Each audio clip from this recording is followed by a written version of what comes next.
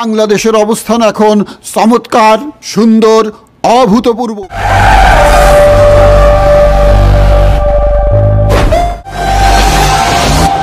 এই জন্য আমরা দিনরাত পারমাণবিক শক্তিতে শক্তিধর হওয়ার জন্য শক্তিধর রাষ্ট্র হিসাবে নিজের জায়গা করে নিতে পারি।